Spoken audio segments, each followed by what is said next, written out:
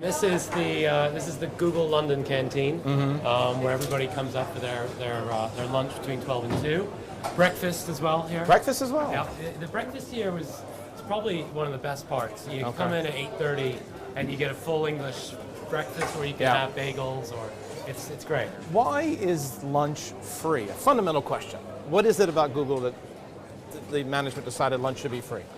I think it's a great place to everybody can come together, different departments. So I sometimes sit here with business, engineering, and we can all just sort of relax and have a conversation about a project we're working on, or just completely relax all together. They have a couple of different things each day, and everything is locally sourced as well. So it's once again all in line with our environmental program. Do you mind if I start? Yeah, go ahead. Generally, if you're just having a day with no meetings, everybody eats here, pretty much. You know, we've had a couple of people come in and review it as a restaurant. Do you bring prospective employees in here as well? Is this one of the selling points? If we're doing an interview with anybody, then we'll sometimes make it a lunch of thing as well. But it's also, we bring in a lot of clients of Google as well. They come in here.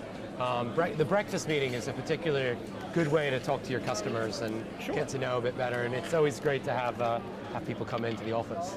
So you've been here 4.5 years. What has surprised you the most about the culture? What I was really surprised by was how interesting it could actually be to work, and every project that you do here is so exciting and a challenge and an opportunity, and everybody is super smart and willing to chip in and work together. So it's a really interesting working environment. I mean, one of the things I read about was this idea of the collaboration, and you can come up with an idea and literally within days see it on the web. Now that seems unrealistic to me, that you don't have to go through layers. I mean, there must be layers you have to go through. I mean, we've always got sort of adhering to the concepts of the company. What is Google trying to do? It's trying to organize the world's information to make it universally accessible. Yep. Kind of thinking along those lines.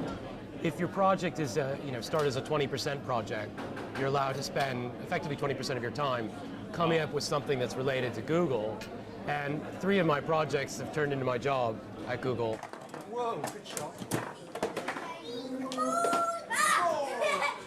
So this is the table tennis competition table there, and then the pool competition. That's it. Game over. We've got whiteboards everywhere.